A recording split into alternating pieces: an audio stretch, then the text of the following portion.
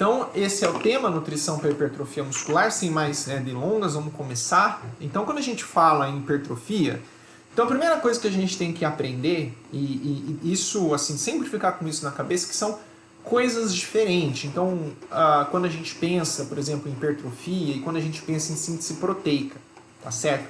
Esse é o primeiro... a ideia que a gente tem que ter, porque muitas vezes a gente pega estudos que falam sobre suplementos ou estratégias de nutrição que analisam ali a síntese proteica e a gente acha que isso significa hipertrofia muscular. Na verdade, síntese proteica, como o próprio nome diz, é o aumento da produção de proteína no nosso organismo e isso leva, por exemplo, se a síntese for maior do que a degradação, isso leva o indivíduo ao balanço proteico positivo. E o balanço proteico positivo, quando feito de maneira crônica, pode levar à hipertrofia muscular. Então observem aí que a síntese proteica, ela é como se fosse um processo agudo, né? E cronicamente isso pode levar à hipertrofia. Cronicamente porque assim, não é de um dia para o outro, é ao longo dos dias, ao longo das semanas, para que a pessoa tenha visivelmente um ganho de massa muscular. Então são coisas diferentes. O que a gente precisa para gerar hipertrofia, para ganho de massa muscular? A gente precisa de uma associação, e isso é muito importante a gente ter claro desde o início, uma associação entre exercício e nutrição. Então não basta só ter alimentação, não basta só a gente pensar em ajustar a energia e ajustar a proteína, isso é importante sem dúvida nenhuma, mas a gente não pode esquecer que a hipertrofia acontece dentro de um sinergismo entre o exercício e a nutrição. Então, de tal forma que o exercício é muito importante, vale a pena a gente sempre recomendar os nossos pacientes, os nossos alunos, a procurarem um bom profissional de educação física para ajustar as variáveis do treinamento, que são muitas. Hoje em dia, a pesquisa que diz respeito a exercício físico e hipertrofia está bem avançada, então tem várias metodologias, várias estratégias, variações e tudo mais, então vale a pena o indivíduo que quer realmente um treino sério de ganho de massa muscular procurar um profissional da educação física para ajustar essas variáveis, porque só com a dieta dificilmente vai ter ganho de massa muscular. E no que diz respeito à dieta, os principais pontos que a gente tem que pensar seria no ajuste de proteína e no ajuste de energia como um todo, né? Quantidade de caloria, quantidade de carboidrato, isso acaba sendo bastante importante. Então é isso que a gente vai discutir um pouquinho aqui hoje. A parte de exercício a gente vai deixar para o pessoal da educação física, né? A gente não tem muito conhecimento sobre isso, mas a parte da nutrição a gente pode abordar um pouquinho mais. Por que é importante, né, a gente desenvolver uma avaliação nutricional com os nossos pacientes? Porque os nossos atletas, os indivíduos que vão na academia, né, os fisicamente ativos, porque a maioria deles não tem um bom conhecimento sobre nutrição. Esse estudo ele é muito interessante, ele é um estudo relativamente recente, de 2017, foi feito no Brasil, né, com um grupo de pesquisadores lá de Cuiabá, e eles observaram, vejam vocês, que 80% dos atletas que eles entrevistaram, 80% comiam menos carboidrato do que a recomendação. Vejam vocês, né? Então é uma quantidade muito significativa, não é? Porque o carboidrato, por exemplo, é o principal substrato energético para fornecer ATP, para a produção de ATP durante o exercício. E aqui os indivíduos com 80% consumiam menos do que a necessidade. Quando a gente vê aqui, isso é muito importante quando a gente pensa em hipertrofia, vejam vocês, 50% dos indivíduos consumiam menos caloria do que as recomendações, não é? E isso para a nutrição, principalmente para a hipertrofia, é essencial. Você precisa ajustar essa quantidade energética, senão o indivíduo não tem hipertrofia, senão o indivíduo não tem ganho de massa muscular. Então a avaliação nutricional é imprescindível dentro do trabalho do nutricionista.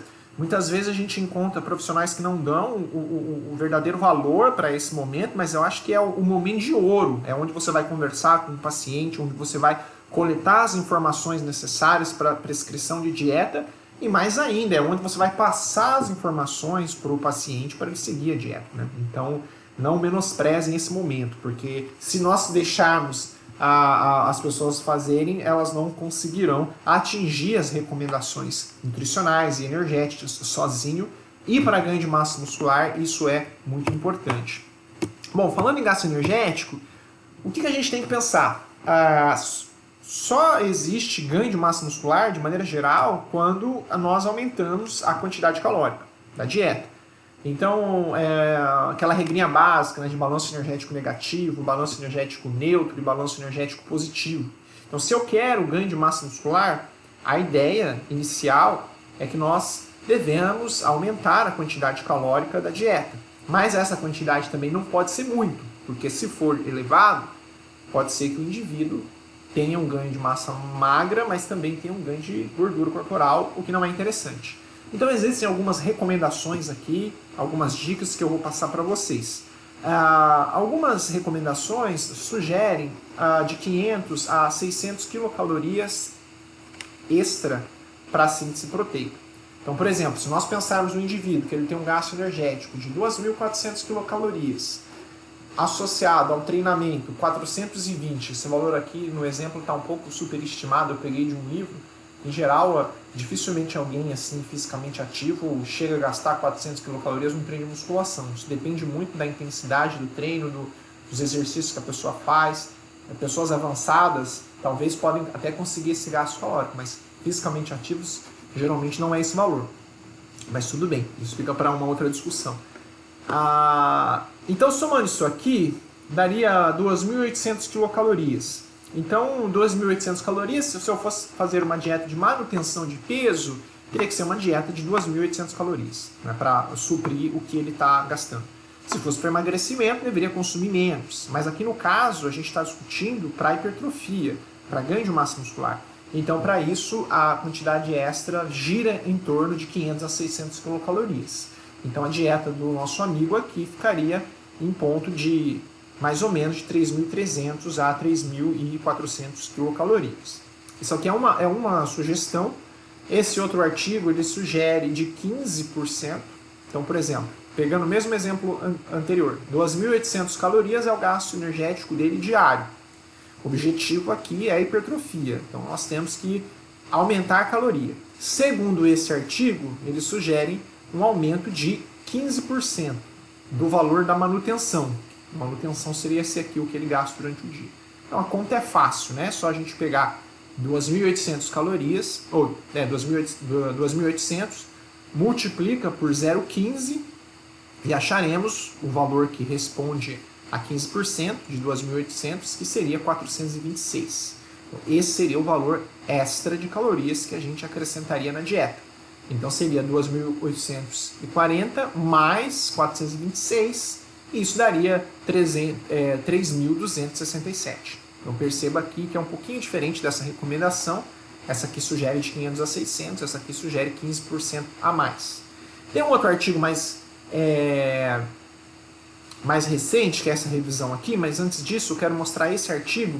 Ele é um artigo de 2013, mas ele sugere que o aumento calórico não deve ser igual para todo mundo, né?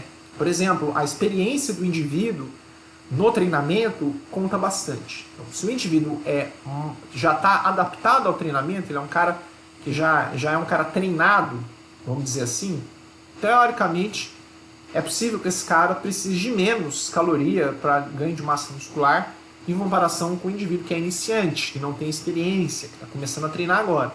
Foi isso que esse artigo mostrou pra gente.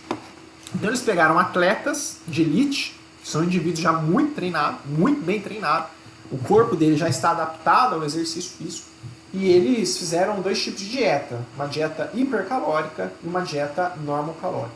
E olha que interessante quando a gente vê nessa figura aqui embaixo, o ganho de massa magra e o ganho de gordura corporal. E aí a gente observa que o hiper aqui é o grupo que fez uma dieta hipercalórica, e o normo aqui é um grupo que fez uma dieta normocalórica. LM é massa magra e FM é gordura corporal. E eles observaram o seguinte: quando atletas de elite fazem uma dieta hipercalórica, eles ganham massa muscular, mas ganham muita gordura. Por outro lado, quando os atletas de elite fizeram uma dieta normocalórica, teve ganho de massa magra, um pouco menor do que o hiper, mas assim, não chegou nem a ser significativo, porém, o ganho de gordura foi menor. Então, se nós observarmos esse resultado, vamos entender que para atletas ou para indivíduos bem treinados, talvez não seja necessário aumentar tanto a quantidade calórica, porque o organismo do sujeito já está adaptado ao exercício. Então essa é a mensagem que fica. Então, por isso que esse estudo, essa revisão sobre nutrição e bodybuilders, ele sugere o seguinte para a gente, ó.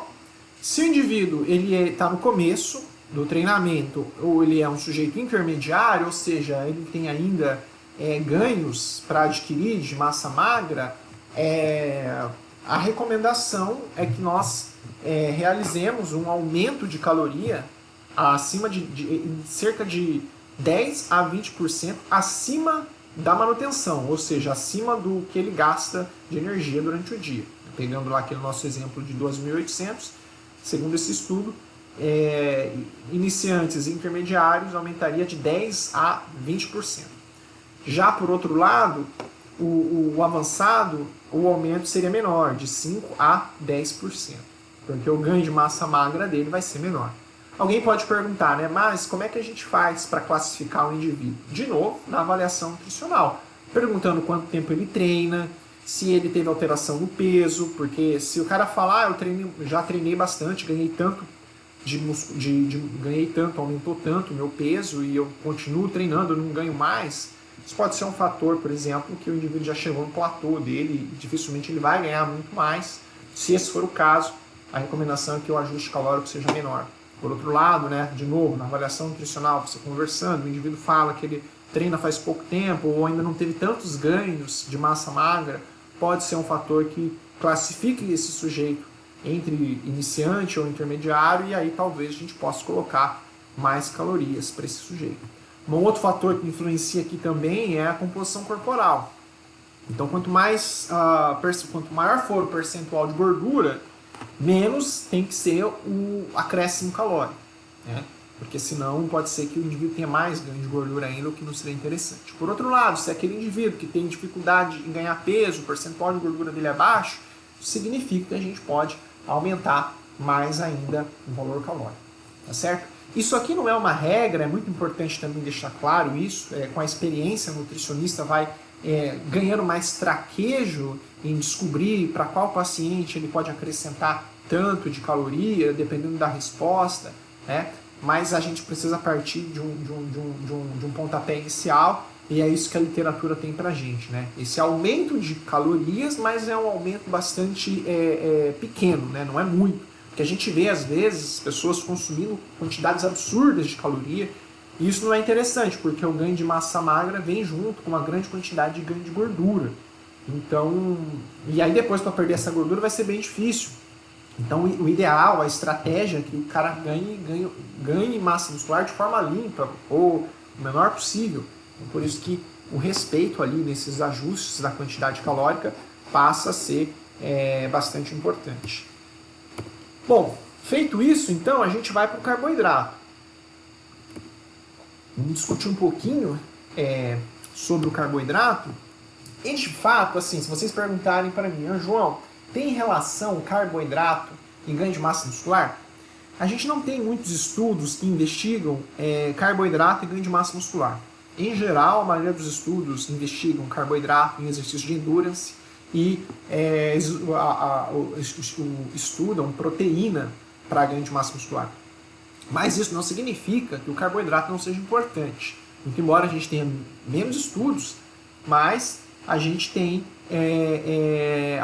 alguns indicativos, vamos dizer assim, que o carboidrato é importante. Primeiro indicativo é que mesmo num exercício resistido, o glicogênio ele é muito utilizado, né? O glicogênio é o estoque de carboidrato armazenado no músculo e no fígado, e a gente utiliza bastante, né? A gente utiliza bastante, então cerca de 20 a 40%.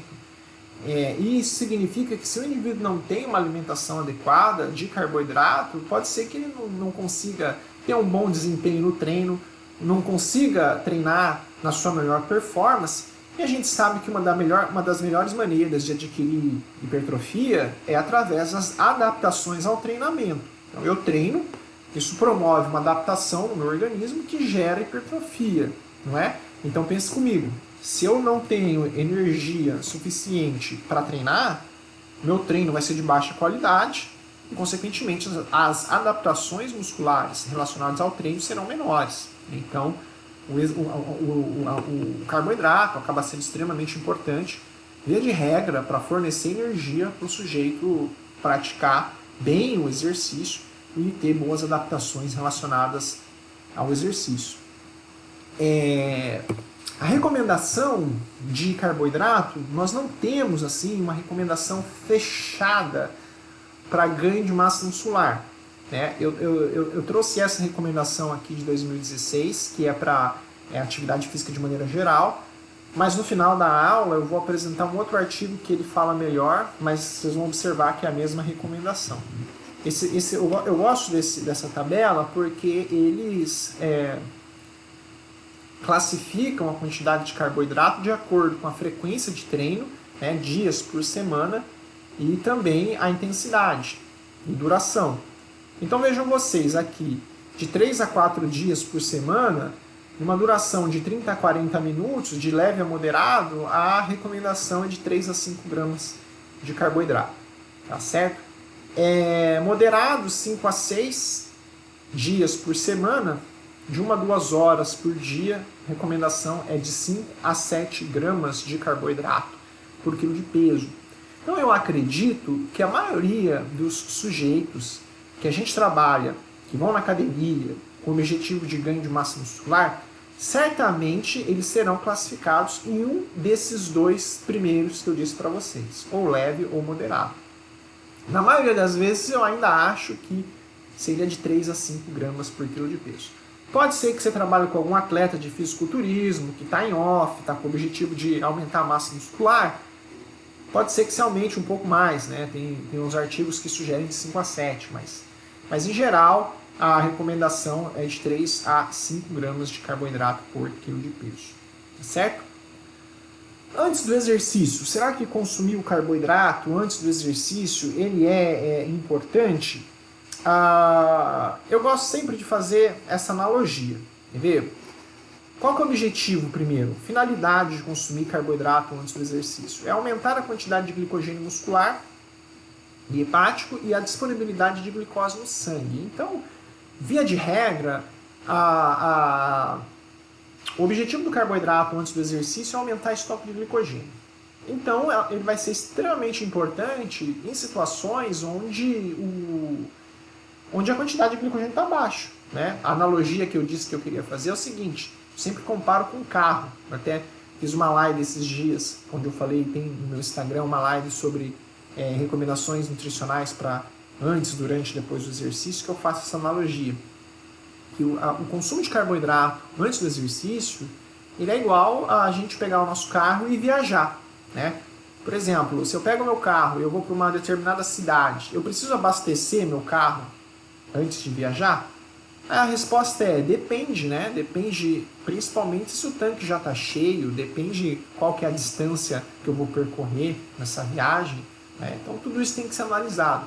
E o glicogênio é a mesma coisa. Né? Eu preciso comer carboidrato antes do exercício? Depende. Você já comeu durante o dia? Se sim, se você comeu durante o dia, provavelmente você tem glicogênio muscular e vai garantir o seu trabalho no exercício. Se não conseguiu, né, se você não teve uma boa alimentação durante o dia, então nesse caso a recomendação de carboidrato é essencial.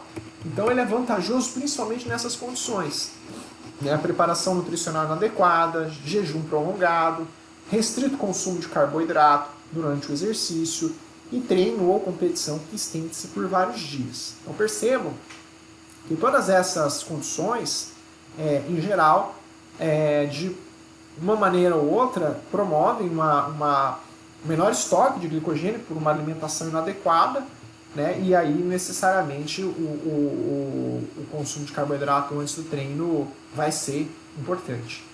Agora tá, vamos pensar em recomendação. E aí a gente tem um problema muito grande, porque as recomendações de carboidrato antes do exercício, elas são feitas, via de regra, para atletas de endurance, né? Atletas ou praticantes de exercício físico que treinam endurance. Por quê? Como a gente pode observar aqui, no finalzinho, embaixo da tabela, vamos ler junto isso aqui, ó. Para exercícios de até 60 minutos, ou seja, aquele treino que dura 1 hora, o consumo prévio à atividade não possui nem tempo e nem quantidade específica. Ou seja, a recomendação de carboidrato antes do treino, para aqueles exercícios que durem menos de 1 hora, não tem recomendação, nem de quanto tempo antes e nem a quantidade. Ó, assim, deve seguir-se as necessidades diárias de acordo com o planejamento dietético e preferência do indivíduo. Então, é o nutricionista que faz esse ajuste. Não existe alguém falar para vocês, para musculação, para ganho de massa muscular, que existe uma recomendação que tem que ser 60 gramas, 35 gramas, 100 gramas. Na verdade, a gente não tem essa informação dentro da literatura científica. Então, qual que é a estratégia? O nutricionista, por exemplo, você vai calcular a dieta do sujeito. Então você colocou lá 4 gramas por quilo de peso.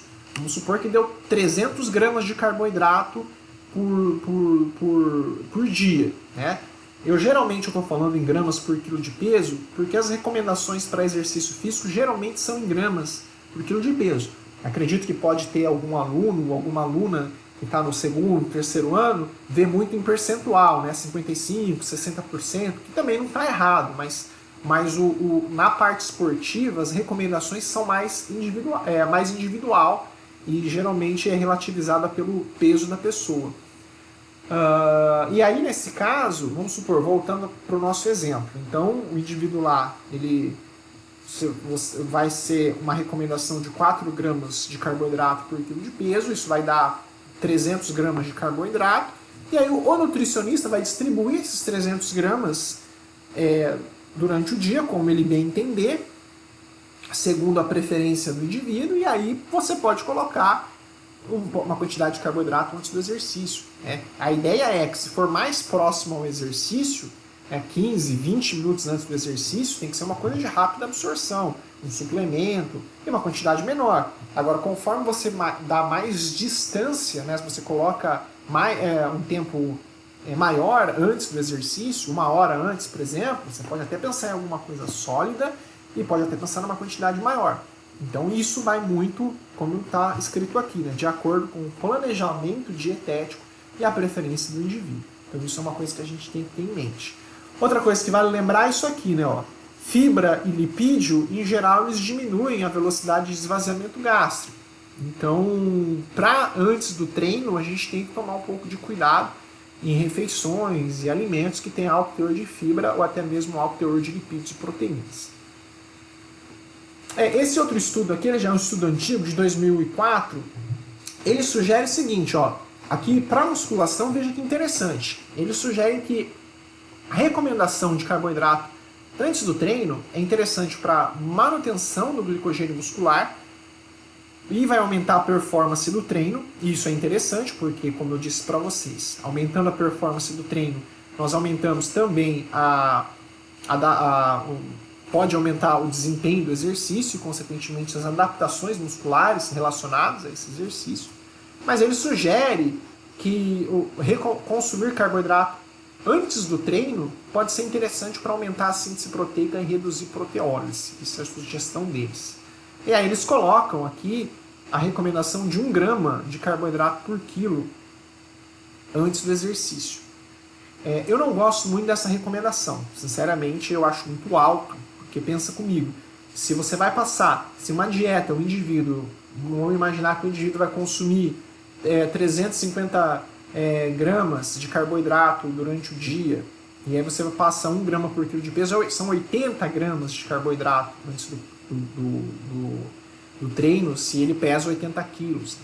Então, dependendo da pessoa, isso pode chegar a quase metade. Né? Se a pessoa pesa, imagina, 60 quilos, vai consumir 120 gramas de carboidrato, a recomendação antes do exercício são 60 gramas, 1 grama por quilo de peso. E aí, metade da quantidade de carboidrato vai ser antes do exercício. Então eu não gosto muito de utilizar essa recomendação de 1 grama por quilo de peso antes do exercício para fisicamente ativos, que não são atletas e onde o objetivo principal é o treinamento resistido para ganho de massa muscular. Esse outro artigo ele sugere, é só uma sugestão, como eu falei para vocês, não tem como dizer qual estratégia é melhor, porque não tem estudos que investigaram isso a fundo, mas esse artigo sugere de 10 a 20 gramas de proteína e associado a 35 gramas de carboidrato antes do treino. Segundo esse artigo, essa estratégia pode ajudar a reduzir proteólise, a melhorar a síntese proteica e a recuperação muscular. Tá certo? Agora, o que parece não ser muito interessante, pensando, vejam vocês, a gente está falando aqui de hipertrofia. O consumo de carboidrato pós-treino, né? Muita gente acha como regra de ouro associar a proteína com o carboidrato depois do treino, achando que o carboidrato vai aumentar a liberação de insulina, isso vai aumentar a síntese proteica e vai ser melhor para ganho de massa muscular. Mas isso não é muito claro. Esse estudo, vejam que interessante, esse estudo ele consumiu, os indivíduos consumiram 25 gramas de whey protein e depois também consumiram, em outro momento, 25 gramas de whey protein mais 50 gramas de maltodextrina. A ideia aqui era comparar se o grupo que consumiu proteína e carboidrato teve um maior efeito na síntese proteica comparado com o grupo que só recebeu proteína, para tentar explorar um pouco mais essa estratégia que muita gente faz na academia. E, curiosamente, o que eles encontraram? Que, vamos para cá, aqui no lado direito aqui da tela, eles encontraram o seguinte: aqui em cima, em A, a gente tem síntese proteica e em B a gente tem degradação proteica. As primeiras colunas aqui a gente tem não exercitado, ou seja, antes de realizar o exercício, e esse EX é depois do exercício.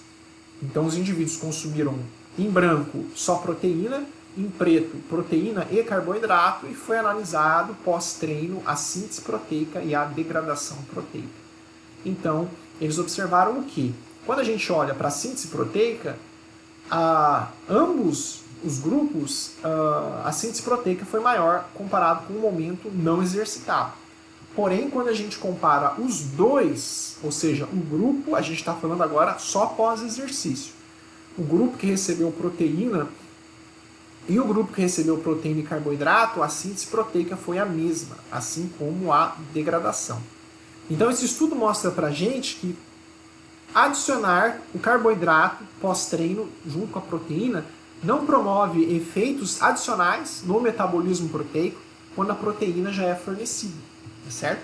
Então, baseado nesses estudos que eu mostrei para vocês, esse estudo e esse estudo aqui, pelo menos para aqueles que treinam musculação com objetivo de ganho de massa muscular, talvez a suplementação de carboidrato antes do exercício talvez seja mais interessante do que a suplementação depois do exercício. Suplementação depois do exercício você poderia ficar só com a proteína, se você quiser, Se não, também a gente vai ver na aula de proteína que se não quiser nem precisa, Mas essa seria a ideia. No que diz respeito ao carboidrato, a recomendação possivelmente antes seria mais interessante do que depois. Depois, a recomendação de carboidrato ela é muito importante para a ressíntese de glicogênio muscular, mas não parece não ter qualquer efeito ali na síntese proteica. Então essa seria o que diz respeito ao carboidrato. Bom, vamos entrar aqui então em proteína, vamos discutir mais um pouquinho sobre proteína. Obviamente que devem ter muitas perguntas sobre carboidrato, mas como a gente comentou, vamos deixar isso mais pro final, para a gente continuar aqui os pontos mais importantes, como eu falei, eu peguei ali os pontos mais importantes para a gente discutir, porque a ideia é que quem possa assistir essa aula realmente saia com uma base e que possa até ajudar, não diria não só no atendimento, mas que tenha uma base de material para depois avançar nos estudos, cada um da sua forma individual, porque a gente está abordando aqui todos os tópicos que são importantes. Proteína, então a proteína, ela sim, né? Quando a gente diz em ganho de massa muscular, nutricionalmente falando, ela é a bola da vez, né? É a menina dos olhos. Todo mundo quer saber de proteína e tem muitos estudos, de fato, relacionados com proteína.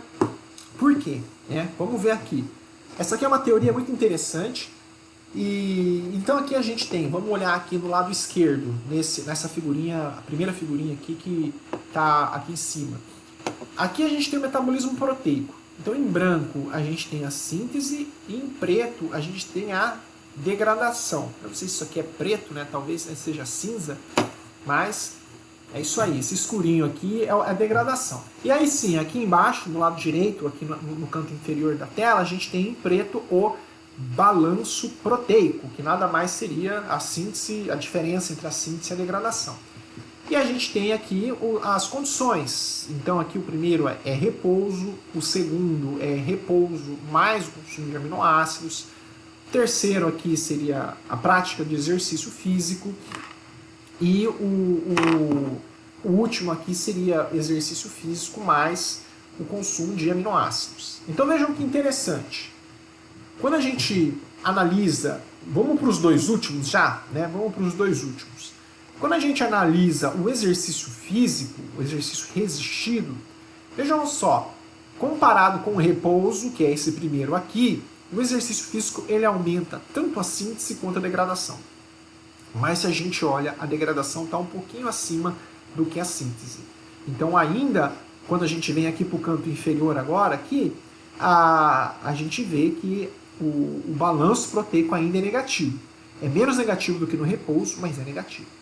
Agora olha que interessante, quando eu faço a associação entre o exercício resistido mais o consumo de aminoácidos, aí a gente tem um aumento interessante, aqui na síntese proteica e uma redução na degradação. E aí a gente tem um balanço proteico positivo, bem maior até do que quando a gente compara com o momento repouso e consumo de aminoácidos. Então isso mostra pra gente aquilo que eu falei no começo da aula.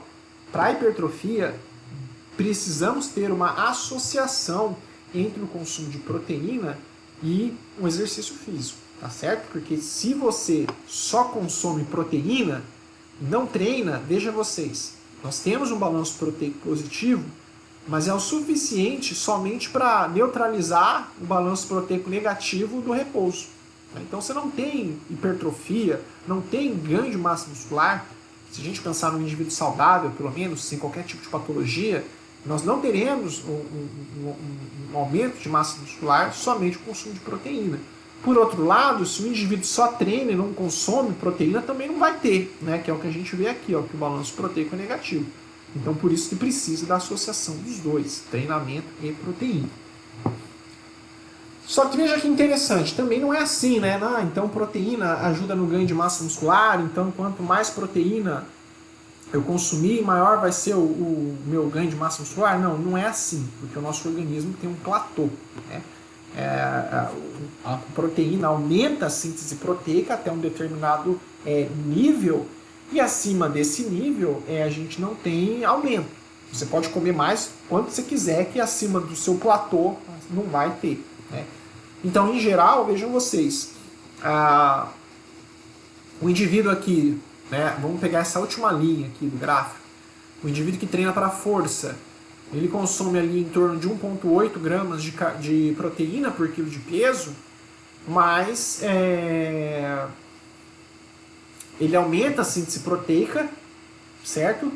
Mas quando a gente aumenta para 2,5, o aumento da síntese não é maior do que 1,8. Então ele chegou no platô dele, tá certo? E o que vai acontecer com essa proteína em excesso? Vai ser eliminada pelo nosso organismo, nosso corpo organismo vai metabolizar o grupo amino do aminoácido, vai embora pela urina, vai ser metabolizado e vai ser eliminado pela urina, e o esqueleto de carbono do aminoácido vai ser produzido em glicose, intermediário do ciclo de Krebs, alguma coisa ali, porque o nosso organismo não armazena proteína, né? Então não vale a pena consumir proteína em excesso, as recomendações. É uma dica que fica. Então, nós precisamos consumir mais proteína do que a recomendação para sedentários, para aqueles que querem ganho de massa muscular, mas também não é assim valores exorbitantes. Então vejam vocês. Acho que eu. Deixa eu ver um negocinho aqui. Eu acho que eu. Vamos. Eu achei que eu tinha colocado um slide aqui, mas não coloquei. Mas não tem problema não, não vai prejudicar. Então quando a gente vê aqui, a recomendação de proteína, quando a gente chega no platô aqui, é 1,8, tá certo? Mas a literatura mais recente sugere de 1,8 a 2,2 gramas de proteína para quilo de peso para quem quer ganho de massa muscular. Tá certo? Essa seria a recomendação. No que diz respeito ao consumo de proteína, parece que uma estratégia interessante é distribuir a proteína de uma maneira similar em todas as refeições, ou pelo menos em 3, 4 refeições ao longo do dia você distribui isso, né, de uma forma proporcional. Parece que essa é a melhor estratégia para manter a síntese proteica elevada, promover balanço proteico positivo e, cronicamente, isso resultar no ganho de massa muscular. Esse estudo ele é muito interessante, que eles fizeram o seguinte. Nesse grupo aqui, as primeiras colunas aqui da figura, eles fizeram uma distribuição bem equilibrada da quantidade de proteína entre o café da manhã, almoço e jantar. Então, imagina aqui que os indivíduos consumiam aproximadamente 90 gramas de proteína ao longo do dia, e aí eles distribuíram 30 gramas no café da manhã, 29,9 no almoço e 32,7 no jantar. Está bem distribuído. A mesma quantidade de proteína durante o dia, só que a distribuição foi diferente. Eles consumiram 10 gramas no café da manhã, 16 gramas no almoço, mas 63 no jantar. Consumiram muito mais no jantar e faltou nas outras refeições. E aqui eles analisaram a síntese proteica diária, 24 horas aqui de síntese proteica no primeiro dia e no último dia. Eles fizeram essa dieta durante 7 dias, durante uma semana. Eles observaram o quê? Que a síntese proteica foi maior quando os indivíduos realizaram uma boa distribuição de proteína ao longo do dia. Todas as refeições, as 3 principais refeições, tiveram uma quantidade de proteína equilibrada ao longo do dia, comparado com um grupo que consumiu mais proteína no jantar, mas não consumiu tanta proteína assim no almoço e no café da manhã. Qual que é a explicação disso aqui? A explicação é o seguinte: o segundo grupo aqui, ele não consumiu proteína adequada no café da manhã e no almoço, e isso não promoveu uma disponibilidade de aminoácidos para a corrente sanguínea e não foi suficiente para estimular a síntese proteica de forma significativa. Agora, se o indivíduo só utiliza proteína no jantar, uma grande quantidade, isso vai estimular a síntese proteica, mas é o que a gente viu naquele gráfico anterior. Estimula mais, a quantidade de proteína vai ser maior do que a capacidade de estimulação, e eu não tenho um efeito maior na síntese proteica, né? Porque eu já cheguei no meu platô. Então, baseado nisso, a sugestão que a gente tem atualmente, independentemente do horário que você vai utilizar a proteína, distribua ela de forma proporcional em 4 refeições aproximadamente, tá certo? Não tem muito uma conclusão de qual é a melhor forma de distribuir, se 3 é melhor que 4, se 4 é melhor que 5.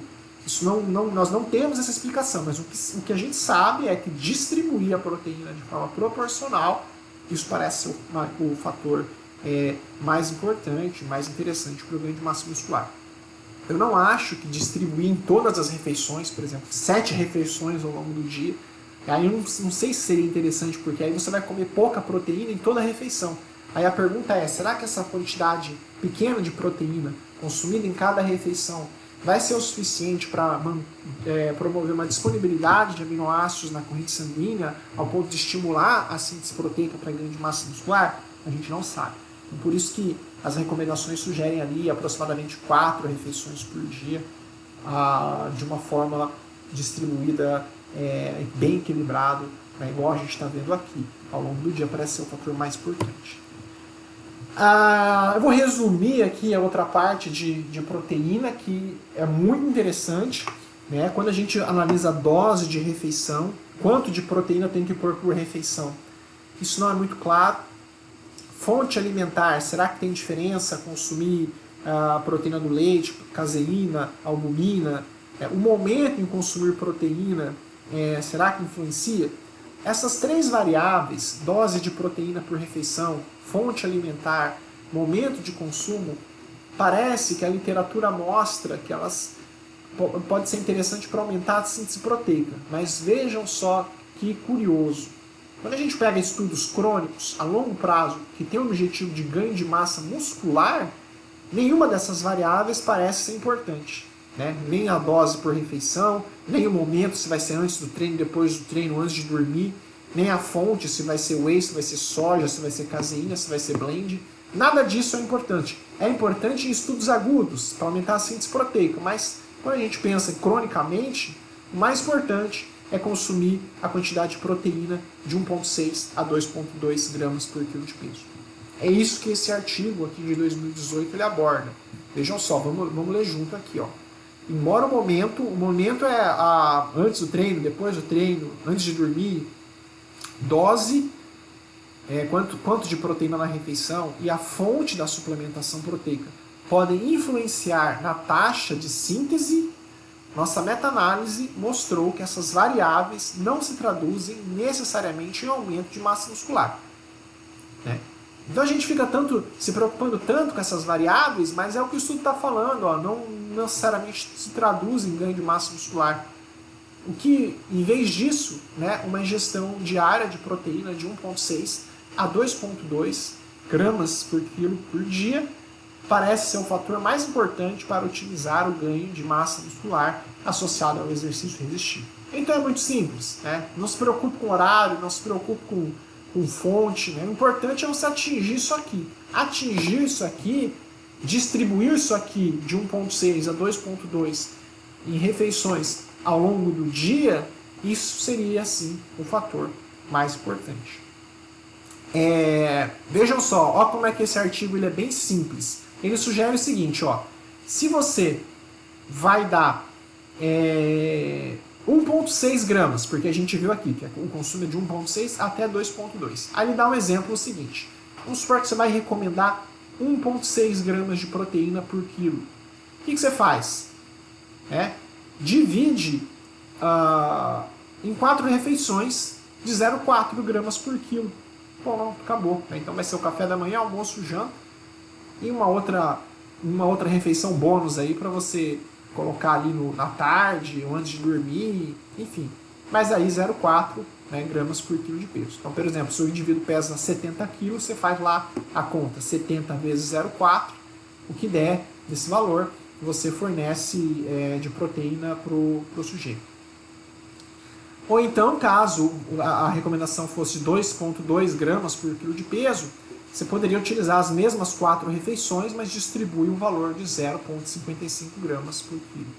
Então pega lá 70 vezes 0,55, se o indivíduo pesa 70, ou se o indivíduo pesa 80, 80 vezes 0,55, vai dar um valor X, esse valor você coloca tanto de proteína que ele tem que consumir no café da manhã, no almoço, no jantar, e ainda falta uma refeição aí para você, dentro da estratégia do indivíduo, a gente pode observar onde que a gente pode sugerir melhor essa recomendação.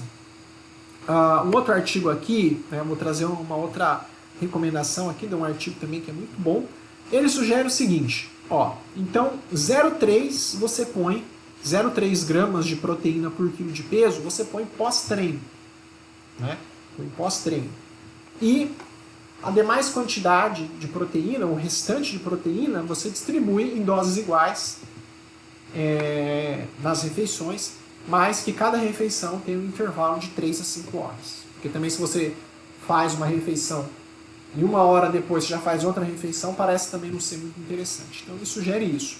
Se o indivíduo vai consumir 180 gramas de proteína, Você pega lá 0,3 por quilo, vai dar, por exemplo, 21 gramas de proteína, você põe depois do treino, e o restante do que sobrou, você distribui em doses iguais ao longo do dia, sempre respeitando esse intervalo de 3 a 5 horas.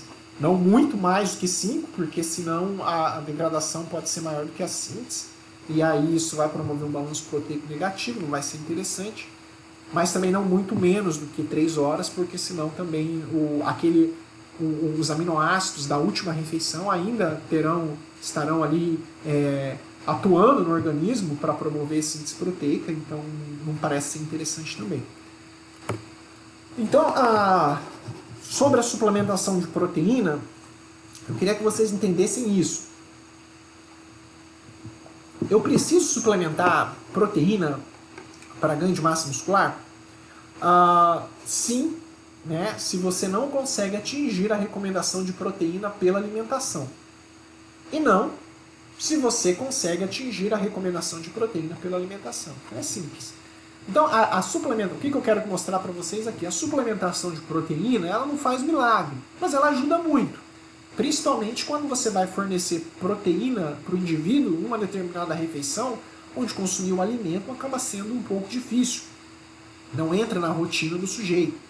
Por exemplo, consumir 0,55 gramas de proteína por quilo de peso no café da manhã, dependendo do peso da pessoa, isso pode bater 35, 40 gramas de proteína. E aí foge um pouco do hábito do sujeito. Se ele é um cara que ele só toma suco de laranja e pão com queijo, ele não vai conseguir bater 45 gramas de proteína no café da manhã. Então, às vezes, a suplementação é interessante. Você coloca lá no café da manhã o whey ou outro suplemento proteico e aumenta a quantidade de proteína para aquela refeição e resolveu o problema. Da mesma forma, por exemplo, à tarde, bater lá 45 gramas de proteína num sanduíche com atum, pode ser que você não consiga. Aí você não vai comer frango no meio da tarde. Algumas pessoas, né, até comem, mas outras não. E você tem que respeitar a individualidade do sujeito. Então a suplementação pode ser interessante. Então o que eu quero que fique claro é que a suplementação proteica ela é mais um complemento proteico. Né? Então ela é conveniente utilizar a suplementação de proteína para que sejam alcançadas as recomendações diárias de proteína. Tá certo? Nada mais além do que isso. Eu não preciso, não sou obrigado a consumir proteína, suplemento de proteína. Não significa que se eu não consumir o suplemento proteico, eu não vou ter qualquer diferença. Tá certo? Então isso é uma coisa que a gente precisa ter em mente. Eu não falei muito claro aqui, eu passei no slide de uma forma um pouco mais rápida, mas só para pontuar aqui para a gente seguir. No que diz respeito à suplementação de proteína. Aparentemente, parece que não tem diferença na fonte de proteína. Então, se você vai utilizar whey, se você vai utilizar caseína, se você vai utilizar soja, se você vai utilizar proteína da ervilha, proteína de arroz, aparentemente não tem diferença no ganho de massa muscular, desde que você consiga alcançar 1,6 a 2,2 gramas de proteína por quilo de peso. Tá certo? O whey protein, quando a gente compara do ponto de vista nutricional, ele parece ser mais interessante do que outros suplementos, porque por diversos motivos, mas principalmente porque ele tem uma distribuição nutricional melhor no que diz respeito a aminoácidos, mas como eu falei para vocês, isso pode ser interessante para estudos agudos, que mostram síntese proteica, mas cronicamente para ganho de massa muscular, se você faz esse ajuste, né, consome assim, por exemplo, tem estudos que mostram suplementação de whey versus suplementação de proteína de arroz e o ganho de massa muscular é o mesmo. A única diferença é que o quê? Os caras consumiram mais suplementos de arroz, né? Coloca lá 40 gramas de suplemento de arroz, dá o mesmo efeito, por exemplo, que o whey daria com 20 gramas. Então, fazendo esse ajuste, parece que não tem muito problema, tá certo? Velocidade de absorção do suplemento também não influencia no ganho de massa muscular. Então cuidado aí, tá? Para aqueles pessoas que gostam de gastar dinheiro com suplemento, nós encontramos no mercado vários suplementos de proteína que sugerem a absorção rápida, lenta, né, média. Parece que a velocidade de absorção do suplemento proteico não influencia no ganho de massa muscular. Teve um estudo que eles utilizaram suplementação rápida, suplementação lenta, e um terceiro grupo ainda misturou rápida com lento para ficar médio, e os 3 grupos ganharam massa muscular da mesma forma. Então velocidade também não influencia. Por isso que no custo e benefício, você não precisa comprar o top da galáxia, né, de proteína para ter ganho de massa muscular. Você pode utilizar o mais convencional, que tem o melhor custo-benefício, que você tem que olhar o perfil aminoacídico, se tem aminoácidos essenciais, se tem leucina. O whey protein geralmente tem leucina, porque isso é uma característica do whey. Então é impossível você ter um whey sem leucina, por exemplo, né? Então o que você tem que ver é isso. Se você pega um suplemento de origem vegetal, às vezes o perfil aminoácido dele é menor do que um suplemento como o whey protein. Não tem problema nenhum, é só você ajustar na dose, como eu falei. Se no whey protein você utilizaria 20 gramas, no de arroz, por exemplo, você utilizaria 30, 35. Mas fazendo esse ajuste, você fornece para o seu organismo uma quantidade de aminoácidos similar, né, porque você está comendo mais, e o resultado no ganho de massa muscular aparentemente parece ser o mesmo. Lipídios, né? Vamos finalizar aqui com lipídios, depois a gente vai discutir um pouquinho sobre suplemento. Lipídio, galera, a gente não tem muito no que diz respeito à hipertrofia, tá certo? É um nutriente que, de maneira geral, ele não influencia nos resultados ali para ganho de massa muscular. Tem só um estudo aqui que os indivíduos observaram que aqueles que tiveram um consumo de gordura saturada maior do que gordura poliinsaturada, o ganho de gordura, eles analisaram a composição corporal, e o grupo que comeu mais gordura saturada teve maior ganho de gordura corporal do que massa magra, comparado com o grupo que consumiu gordura poliinsaturada, que ganhou mais massa magra, ganhou um pouco mais de massa magra, né, do que o grupo que só comeu gordura saturada. Então o ganho de massa muscular foi um pouco melhor. Então assim, não é uma evidência muito forte, né, mas mostra pra gente ali que no que diz respeito à gordura a gente tem que manter as recomendações que a gente conhece, né, e talvez diminuir um pouco ali a gordura saturada e dar preferência para as gorduras poliinsaturadas. Então a recomendação, depois de tudo isso que a gente falou, a recomendação nutricional para ganho de massa muscular, eu trouxe esse exemplo desse artigo. É claro que tem outros, tudo bem, né? Mas esse aí é um artigo mais recente e eu gosto dele principalmente porque ele faz essa divisão entre indivíduos, como eu disse, né, iniciantes e intermediários e os já que são avançados. Então a gente observou a quantidade calórica de 10 a 20% acima da recomendação, enquanto para os avançados de 5 a 10%. É esperado que o indivíduo que esteja no início ali da fase de treinamento tenha um ganho maior de peso corporal do que os avançados. Isso é importante você acompanhar isso também, porque se o ganho de massa muscular estiver acontecendo muito rápido, é provável que tenha muito ganho de gordura também, porque o ganho de massa muscular ocorre de forma lenta. Então eles sugerem ali um acompanhamento, e o indivíduo tem que ter um aumento de peso de 0,25% a 0,5%, né, do peso corporal dele por semana. Proteína, a recomendação é de 1,6 a 2,2 gramas por quilo de peso para os dois grupos, não é? Tanto para o intermediário e o iniciante quanto o avançado. A gordura de 0,5 a 1,5 gramas por quilo de peso, e a quantidade de carboidrato ele fala aqui que seria o restante, né? Então vamos supor, o que falta para atingir o valor calórico da dieta, né? Então, mas deveria ficar ali em torno de 3 a 5 gramas por quilo de peso. Então essa seria a recomendação nutricional para ganho de massa muscular. Falando aqui rapidamente sobre a suplementação para ganho de massa muscular, é essa hora que a galera se empolga, né? Falar agora sim a gente vai falar dos suplementos para ganho de massa muscular, mas na verdade é mais decepção do que empolgação, porque vejam só, para vocês não acharem que eu estou mentindo. Quando a gente analisa para ganho de massa muscular, eu trouxe um artigo aqui de 2018, que é o mais recente aqui da Sociedade Internacional de Nutrição Esportiva, que eu ainda tenho ali as minhas considerações, mas vamos lá. Ele coloca aqui categoria, né, com forte evidência que suporta a eficácia do suplemento e que aparentemente é seguro. Eles colocam HM-beta, creatina, aminoácidos essenciais e proteína. Só esse.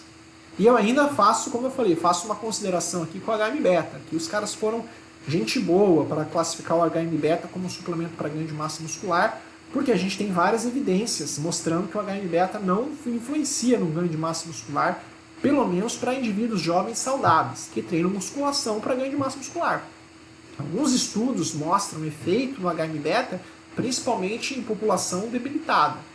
Por exemplo, recuperação de lesão, idoso, né, que acamado, idoso acamado, teve um estudo que mostrou muito interessante, idoso acamado suplementou HM-beta, ele não perdeu massa magra, enquanto o grupo controle perdeu 2 kg de massa magra.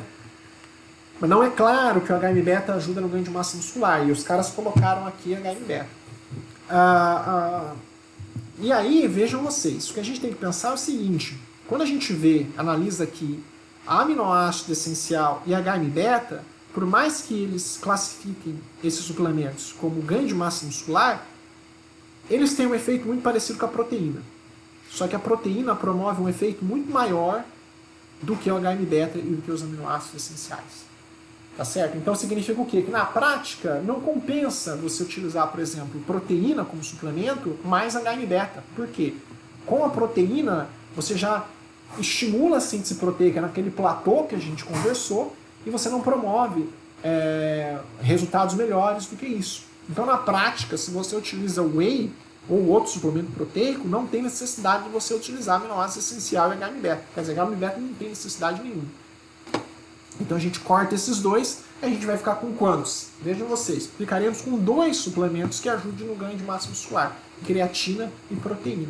Somente eles. Né?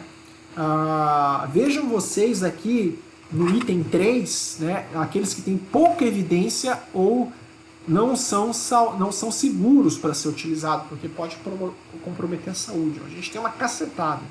A gente tem mais suplementos que não funcionam para ganho de massa muscular do que o que funciona. Funciona, em geral, é creatina e a suplementação de proteína, né, para ajudar ali no aporte proteico na dieta. Então a gente tem lá, por exemplo, tribulus terrestre, cromo, né, arginina, nenhum desses suplementos aparentemente são efetivos.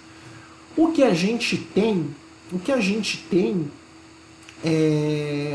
alguns suplementos é na melhora de performance, né? Melhora de performance significa que você vai treinar melhor, vai ter um melhor resultado com o treino. Os mais otimistas, né, podem pensar, porra, João, mas então se eu melhorar o desempenho do treino, eu vou melhorar as adaptações ao exercício e vou ganhar mais massa muscular? Talvez sim, talvez não, a gente não sabe. Não é? Mas fica a dica, né? Por exemplo, cafeína, tem gente que utiliza, se sente muito bem para treinar. Quiser utilizar, pode ser um suplemento que pode ser acrescentado, pode ser que sim, né? Mas não dá para garantir que você vai ganhar mais massa muscular porque você está utilizando cafeína. Então, por exemplo, temos que tomar muito cuidado aqui, por exemplo, com a betalanina, que é um suplemento tamponante, porque aumenta a carnosina no músculo, mas ela é importante em exercícios, em geral, que durem de 1 a 4 minutos, porque é nesse tipo de exercício que nós temos uma maior participação da via glicolítica, né, e suplementos que são classificados como suplementos tamponantes, eles ajudam na performance de exercícios onde a via glicolítica é predominante. Então, se o seu treino, uma série do treino, né, tem 12 repetições, vai durar 20 segundos, não vai entrar na via glicolítica de uma maneira significativa onde a beta-alanina seja importante. Então é isso, né? Quando a gente analisa suplemento, em geral é creatina e proteína, tá certo? A creatina, em geral, tem uma distribuição lá de suplementação, faz os 5 primeiros dias de saturação, 20 gramas distribuído em 4 doses diárias, e após esse tempo a dose é reduzida para 5 gramas, e o indivíduo usa de forma crônica uma vez por dia, sem muita importância com o horário, né? É importante tomar todos os dias. Então, para finalizar aqui a nossa apresentação, daí a gente abre para as perguntas, eu gosto muito de mostrar essa figura aqui. Ela é uma figura adaptada de um artigo que eles sugerem ali a conduta nutricional, né? Onde o mais importante está aqui na base da pirâmide. Então, o balanço energético é essencial.